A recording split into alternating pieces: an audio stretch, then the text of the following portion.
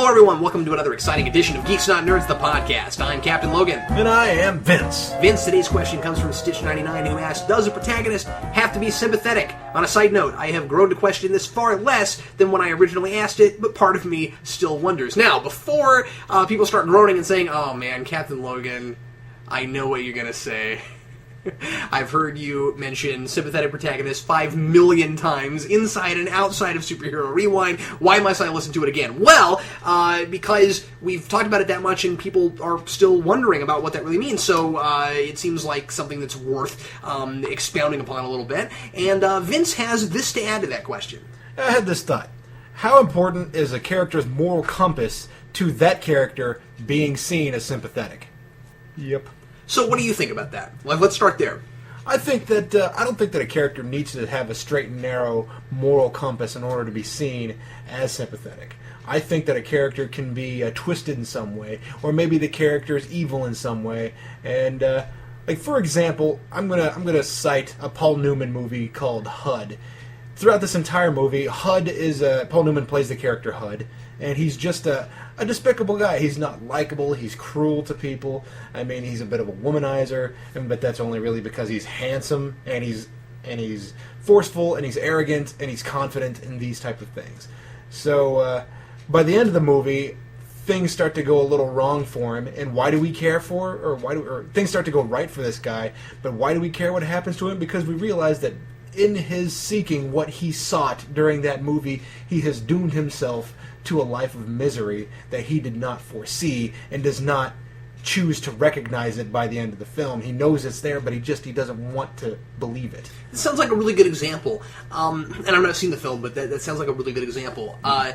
What that tells us is that it isn't so much that characters have to be likable, it's that they have to be shown as real. We have to believe them.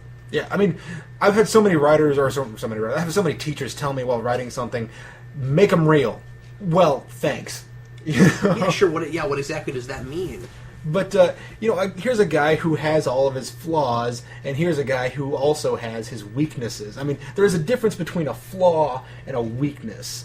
I mean, like, HUD is a guy who, he's rude to people. He's rude to his own dad. He doesn't care what his dad thinks about people.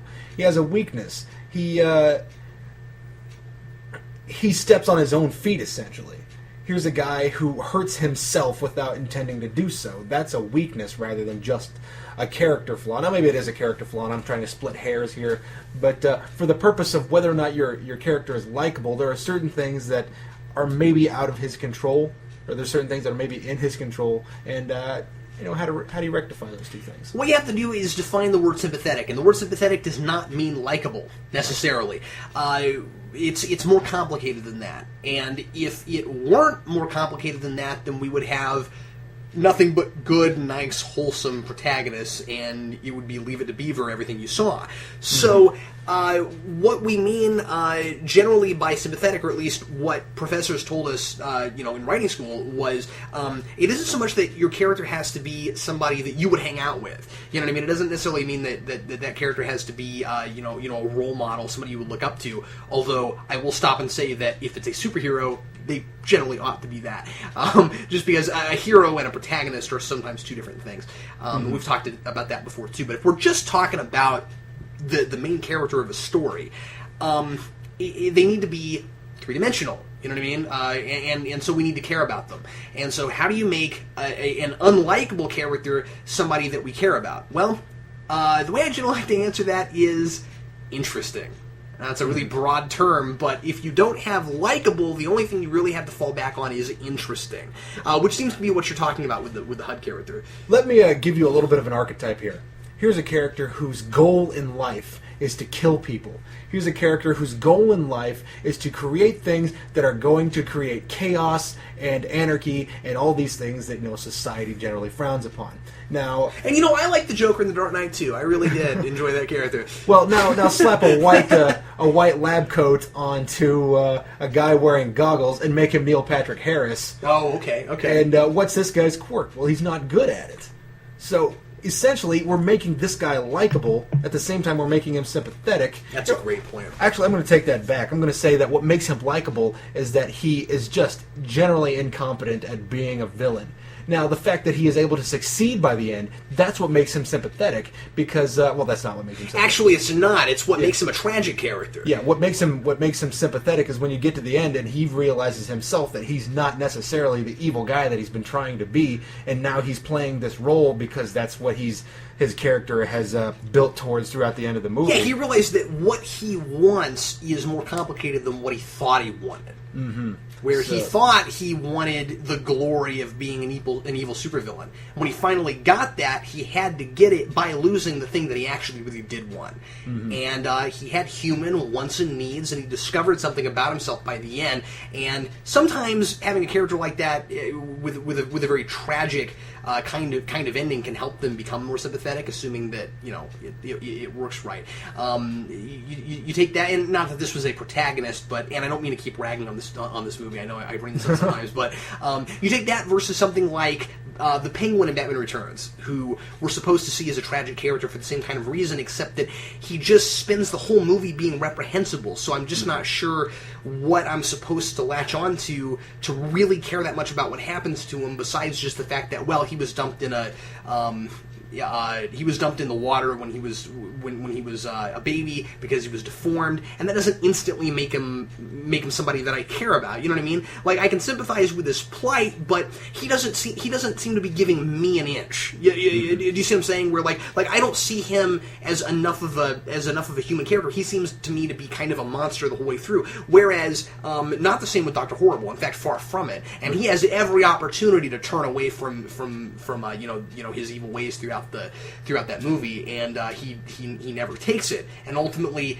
he realizes along with us at the end, oh no, I shouldn't have done this. But what makes it really interesting is that he grabs it by the horns and stays with it. So, in a way, it's a lot like HUD. So, granted, HUD's not likable, Dr. Horrible is, but essentially what makes them sympathetic is that they both travel a very similar course of trying to be despicable and then realizing that they've screwed themselves in some way. And maybe that was a little not PG enough for this show. Use that word. Also, sometimes this is always giving me this look. Can I say that? I'm like, well, I mean, it happens, so we're moving on. I mean, like, I'm not sitting here with a list. Anyway, I was totally going to go somewhere with. Well, the thing about the. Go ahead. I'm sorry.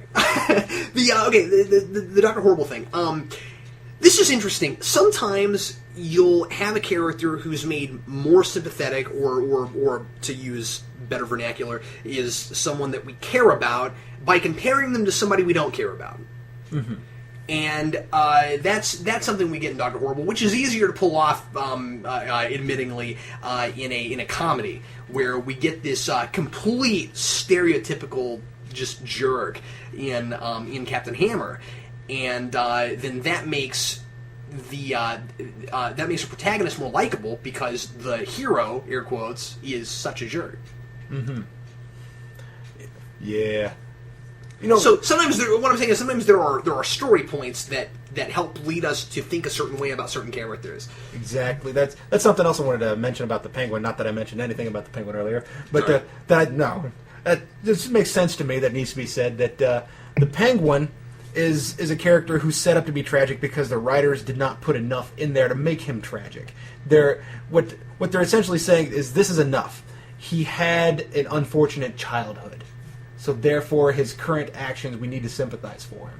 And that's not enough. It could be enough, but we didn't see it. Yeah. I mean, it's part of it. Just to say, here, this happened. How do we know that he's not actually a monster?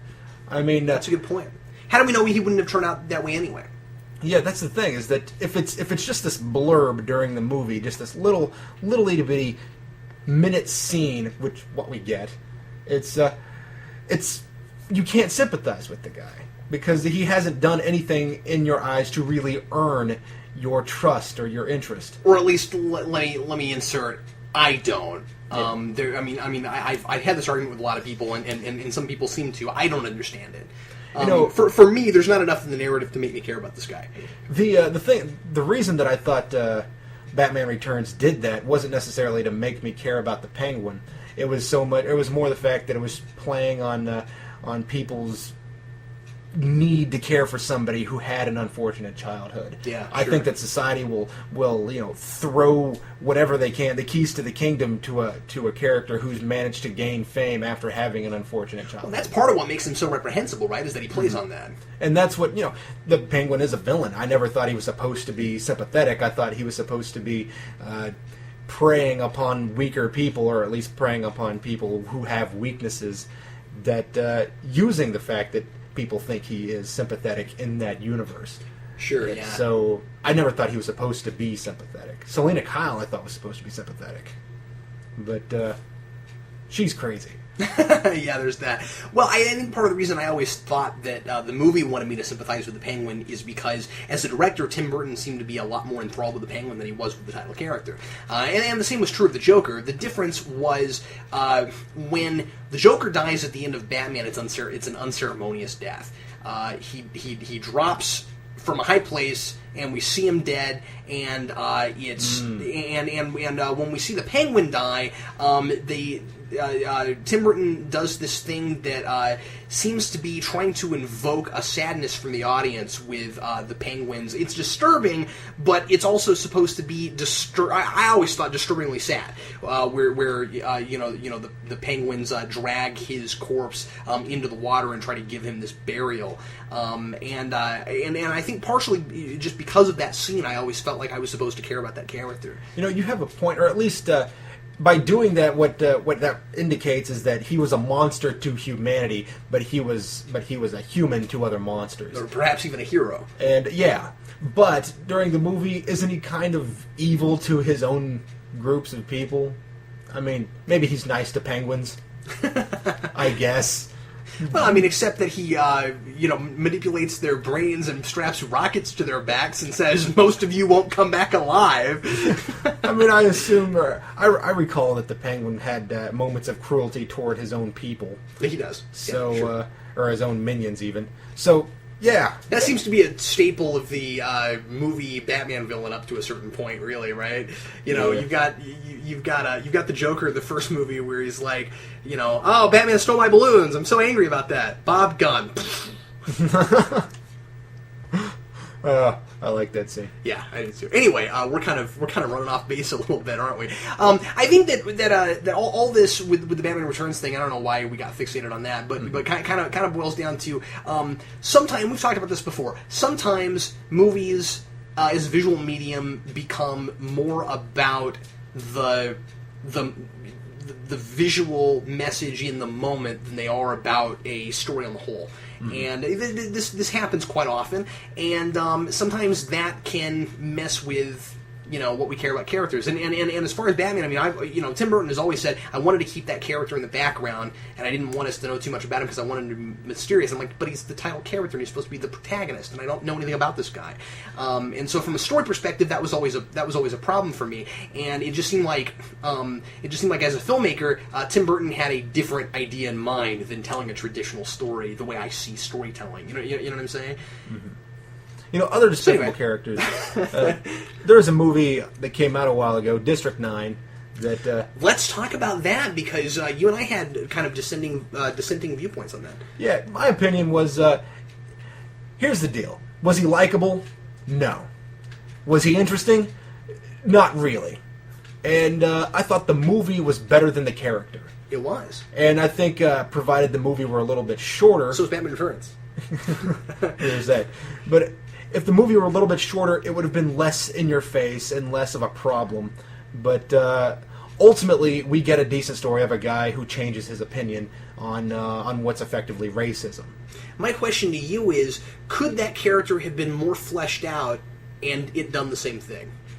I don't know. Because I think it could have been. I think that the character could have been... When I remember that movie, what I remember about that character is that he hated aliens. Exactly. And that's really all I remember about that guy. I think that was part of the point, but that was also why I didn't care about him. Like, he wasn't... What I'm saying is, as sympathetic characters, they're real people. This guy wasn't a real person to me. This guy was a vehicle to make a statement in this movie. And the movie, for me, became more about a statement than it was about telling a story. I think that sometimes it had interesting ideas in it, but they were made less interesting by the fact that I felt like I was just sitting through a public service announcement. Yeah. I think that sometimes people are trying to establish that a character is this certain archetype. These people exist in reality. There are people from this class of people that hate other people for whatever reason. They're racist, they're sexist, something.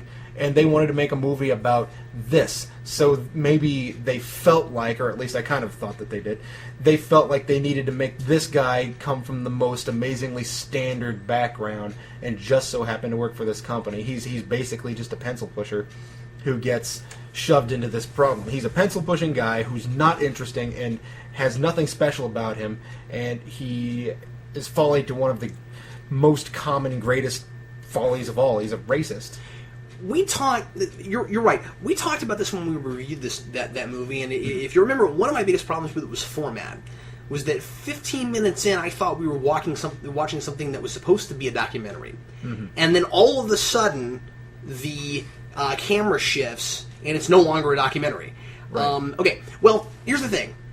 That all would have worked a lot better for me had the entire thing been shot like a documentary. Because in a documentary, you can't completely get in a person's head. Right. Because it's a lot of times documentaries are about what the filmmaker wants me to take from the thing I'm watching. And so if the filmmaker wants me to hate this guy because he's a racist, it can put it in that perspective for me. But if it's just a movie where I'm supposed to get in his head and he's the protagonist as if he were the protagonist of a novel, then I don't want him to just be a stereotype, because yes, there are truths to every stereotype, but every person is in some way or another more complicated than that. Or at least I want to be optimistic enough to think that every person is complicated enough that there is more of a reason for why they feel bigoted or whatever it is than just simply, I embody this entire stereotype. But why? What in your background brings you to that? Why are you like this? I just didn't understand why this guy was so much like that. I think you're right. I think now, it's been a while since I've seen the film. There may have been some background that I'm forgetting, but I remember thinking that when I saw it. I felt like every piece of background that they gave was just trying to make him a standard type of guy. There's nothing more to him than what we get, and there's nothing more to him than the average person. And I think that that's a folly that happens a lot of the time with filmmakers, like even Buffy, not Buffy the character, but in Buffy the Vampire Slayer, they had Dawn, they were trying to make her so standard, and everything about her was so stereotyped. And do people like this exist? Yes, but people like that have other qualities that make them interesting. Just because you're a stereotypical teenage girl doesn't mean that you have nothing about you that's unique. There is something about a character that's worth making, and just because she was the key, so what? That had nothing to do with her personality. That was just that was an excuse to have her in the series, really. That was just something to keep her there. I mean, I guess there's two sides to this. I guess it wouldn't be fair to say that every single person on Earth is interesting. Yeah, well... I mean, like, I'm sure that there are completely dry individuals that you'd never want to see on screen, but the fact that they exist doesn't validate us telling a story about them. You know what I'm saying? Like, I don't know, for me, I guess it depends partially on what you're trying to do with the story. I mean, if you really are just trying to tell a story about somebody who's really mundane, and you're trying to say, this is what a life is like for somebody that's completely mundane. Actually, I have seen stories told about those people, and guess what? They usually, at some point or rather, decide, wow, I don't like my life. And they try to change it. You know what I mean? Like that's just not natural for people to be that stale. So just because people like that exist, and people tell me this all the time when I say, well, this character's not realistic, this person's not sympathetic, and somebody will always inevitably go, yeah, but people like that exist, so they should be in movies because they're real. I'm like, yeah, but just because they exist in real life doesn't make them realistic for the universe that I'm watching this thing in. You know what I mean? Yeah. Where it doesn't feel like you have to go the extra mile to make it real to me. It doesn't matter especially if it's one of those things where it's like, well, I'm using real-life occurrences. So you must believe them because they actually have them in real life. They can feel fake if you don't present them correctly, even if they really happen. This had never occurred to me, but I guess in Buffy, maybe something felt wrong about Dawn because she was just too ordinary, and maybe that was part of the point. But since they keep her around, and since you have at least 20 episodes to do something with them, maybe. More than that, she's in 3 seasons. Yeah. I mean, yeah, they keep her around post that season, but since you have the opportunity to make changes... And we know Whedon likes her. One of the things that I always thought that I think is interesting in a story is when a weak character finds strength. And what does Dawn do? Nothing. She has no real character arc. She has times where she has a fairly ordinary sense of morality, and she says to herself, what do I have to do to not hate myself when I look in the mirror? Compare that to Xander, who is entirely ordinary, and a lot of his arc throughout the series is coming to terms with and accepting the fact that he's a normal guy and being okay with it. Yeah. And not, the thing about Xander is that he's okay with it, but or at least he comes to terms with it, but he is always trying to help. He's always doing what he can. Yeah, that's right. So he does what he does because that's all what he does, and then he eats some spinach. But one of the points that it always seemed to me like they were trying to make with that character, and I think we maybe even mentioned this in some commentaries, was that not everyone can be a superhero. Mm-hmm. And you're gonna have characters who it's just a fact of life. Not everybody gets to be the star, and so they spent a whole season, maybe even a couple seasons. Now I think about it, with Xander, with him trying to find his place in the world. And when he finally becomes happy, it's when he gets a job as a foreman on a construction site, mm-hmm. and he realizes I'm good at this, and I don't have to be. And yeah, ultimately he does end up continuing to help be a hero and all, and all of that. But I mean, I think there was a good point being made there. And I guess the point I'm trying to make is they made him real. They made him a real character, and so it worked. It was done effectively. I gotta say, my favorite episode of Buffy is when Xander's trying to deal with those undead high school guys by himself, because the other people are just too wrapped up in something bigger. So here's effectively a bunch of vandals who are using black magic, and Xander has to find a way to fix the problem, and that's really interesting to me because it's about a guy who... Is that the one where where it turns out they were all dead the whole time? Well, one of them was, or... They knew that they were dead. Are we talking about the same episode? They were... Xander fell in with some guys who... one of them died, and one of his friends brought him back from the dead, so they were essentially killing each other and bringing each other back. That's right. I remember that. That is a really funny episode. It's funny, and it's interesting, and Xander gets a character arc where he goes from being this absolutely ordinary guy who seems like he's just adding comic relief to the series because he doesn't have the ability to handle things on the level that Buffy does, and he doesn't have the research ability. He's just there. He's the friend. But essentially what they do is they turn him into something. They give you something that says, hey, look at this guy. He has some abilities that get overshadowed. What am I trying to say? They're looked over because he doesn't have that team thing that he does with everybody else. And I know I'm rambling a little bit. That's all right. Let's go ahead and do final thoughts, shall we? Final thoughts. I think that your character's moral compass is not essential to be a sympathetic character. All you have to do is make your audience want this character to have some sort of a satisfactory outcome. You don't even need to have this character... You don't even have to want this character to have a happy ending. You just... By the end of the movie, you have to think that character is either tragic or interesting or clever or heroic. Why... So, essentially, why do I care about this guy? What makes me want to know what's happening in his life? I think it's interesting how you worded your question because different people have perhaps different moral compasses, right? Mm-hmm. So to say, well, a character has to have a particular moral compass in order to be sympathetic would mean to say that we all believe the same way about everything, and that's, of course, not true. Mm-hmm. So yeah, my thing with this is always just, if a character is interesting and I'm made to care about them regardless of of reprehensible things they maybe do, that's what I need. You know what I mean? To be invested in a character. What I don't like to see is when writers think that I'm going to care about a character simply because they're reprehensible. You see that sometimes, where somebody will just write a character and it'll be, and I mean, like, horror films are sticky, you know what I mean? But I mean, they like that's harder because sometimes horror films are a little bit more about making a point about society than they are, I think, than they are so much about being a character study about a real person.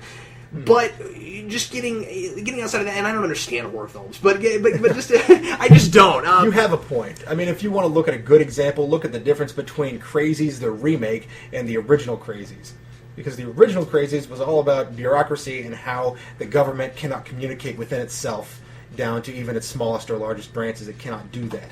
The new Crazies is about a cop and his wife trying to get to safety.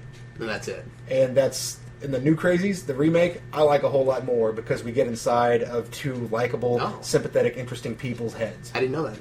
So I recommend the new Crazies. I recommend watching the old Crazies as an experiment. Well, let's go ahead and go to rant, shall we? Yeah. Who goes first? I'll go first this time. I think you went first last time, maybe. This is going to be short. This is going to harken back to a very old rant of yours from a long time ago. Oh, yeah? You remember the cupcake rant? Oh, yeah. Remember how Vince did this great rant, in case you haven't heard it, where he was talking about giant cupcakes, and he said, what were they called? I forget. They're just like, I want to call it a big top cupcake. They were giant cupcakes, and Vince's whole thing was, well, if they're huge, aren't they just a cake? like how's it a cupcake if it's not small? Well, I'm going to do a cupcake rant, and my cupcake rant is cupcakes. For me to eat them, need to be desserts. I'm just saying, because I read about a bacon cupcake, and that just sounds disgusting to me. Like, a muffin, maybe, but a cupcake? Like, I don't know, the word cupcake means dessert to me. Like if you hand me a cupcake, even if you say it has, if you say it has bacon in it, I'm not going to eat it, because I just can't see eating that. But I mean, like, I don't know, if you say, hey, let's go have a cupcake, I'm going to think, oh, it's dessert. You know what I mean? Like, yeah. I just don't even know how... I don't know. I guess pies are different, because you've got, like, pot pies. Or quiche. Yeah. I mean, like, so there's different things. I guess I don't know. I guess it would just take a while for me to get accustomed to the idea. I guess I'm not even saying that, like, it makes zero sense at all, because there are other things that we generally think of as dessert that are made different ways where they're not dessert. Like there are different kinds of pies that are not dessert pies. And, but I'm not sure there's cakes like that. Mm-hmm. Like, cake is cake. I want it to have sugar in it, but not if it has bacon. But then I don't think I'm going to eat it. One of the interesting things about the Food Channel and the Travel Channel is the guys that deal with food, they love this mixing of sweet and savory. So the idea of making, like, for example, in Lawrence, Kansas, you can go to a place called Au Marché, or Au Marche, or however you say that. It's their European food market. You go in there and you can find smoked bacon chocolate bars. That sounds terrible. And apparently Denny's now has, and I thought this might have been where you go when you said bacon, but they now have a bacon sundae, I believe. I heard that. Why? Is it just that, like, everybody likes the taste of bacon except for people who don't eat meat? And so it tastes good also with things that it doesn't go with? I don't get it. Yeah. I've never tried it. I'm curious. I want to know. But bacon goes with many things. Eggs. Burgers. But not cupcakes. Cats. Cats. Wait. No. Yeah, you might be right about that. But I would almost try that before I would try a cupcake. No, I wouldn't. No, I would never eat cat. I might try it. Really? Yeah. You're a terrible human being. I love cats. Well, you go to other countries and they try cats, or they eat cats, they eat dogs. I'd try it. Over there. Yeah, well, I'd try it over here, given the FDA wouldn't get on to me about it. Okay, anyway, I'm sorry. I know it was a bizarre rant, but I figured Vince got his cupcake rant. Good, Vince. Cap's cupcake is now due. A cap cake. Actually, I really am like, anchoring for a cupcake right now, but not if it has bacon in it. Well, how about this? I'll give you a cupcake and some bacon. I'll eat them on separate occasions. Alrighty. My rant is on DVD packaging. I get a little annoyed when my DVDs cannot fit into my shelf. I was just gonna say, what back of a DVD box is your rant on, Vince? But like, for example, some of the SNLs, you know, they have these strange packaging things that you can't fit it into the shelf with the rest of your stuff, or like the Blade Runner box set, you can't fit that into your shelf because it's a case, so you can't. It's supposed Your rant is they're too bulky? Yeah. I'm saying that sometimes I want to get some of the extra fun stuff, but I have to put that on display. I mean, what am I going to do with it? Stick it in a box and put it in my closet? So if I want to get the Blade Runner's extended edition, or if I want to get that really cool edition of Big Lebowski that comes in the bowling ball, it has to come in a bowling ball. So, and maybe that's neat. Sure, but provided I had a house with millions of miles of storage facilities and display room, it wouldn't be a problem. So you're saying that all DVDs should come in standard sizes? I'm not saying that they should. I'm saying it's rational, and I'm not saying they shouldn't make it. I'm saying, crap, what do I do with what I've bought? So, when I got a couple things like that that are a little too big. I mean, I had to resort to start using bookshelves instead of DVD racks because a lot of DVD shelving, of course, is shorter. And then I've got like the big 20th anniversary Next Generation box set, so it's like this big honking thing, and so I had to put it on a bookshelf. Another quick rant. Yeah, that tags onto the back of this one: shelves that don't have enough shelving space. Like, there's so much empty space in your shelf. I want the ability to put more shelves in there without having to drill holes to put. Like, I buy. And keep in mind, by the way, that Vince is really organized. Yeah. And like really efficient. So you take away like 3 inches of Vince's space to be efficient, and he's going to be like, I could have used that. Ah! Like, I'm not kidding when I say this. That's what he sounds like when he's angry too. When I cook stuff, if I don't eat it before it goes bad, that's a problem for me. I'm like, no. And when I've like cooked a massive amount of stuff and I managed to eat that all and not have wasted anything. Like, for example, I'm not kidding when I say this. I made an anniversary dinner for my girlfriend and I. And one of the things that I did with that is every little piece got used in some other recipe and eaten up. And I was so proud of myself. I went, yay! I'm efficient! It's great. So you're telling me that if things go to waste in your kitchen and you get upset about that, then you just suddenly turn into Darth Vader from the end of episode 3. No! Almost. But it's because I promise you I was not born in the Depression, but you might think I was. You should cook in a Darth Vader mask. Just so you can do that. Vince Vader? Darth Vince? Darth Vince. Yeah. Well, anyway, thanks a lot for listening to Geeks Not Nerds, the podcast, and we'll see you again next week. I'm Captain Logan. And I'm Strange Vince. You're Darth Vince. I'm Darth Vince. You're Darth Strange Vince. You're Dr. Darth Strange Vince. Dr. Doom's Darth Strange. I'm stopping now.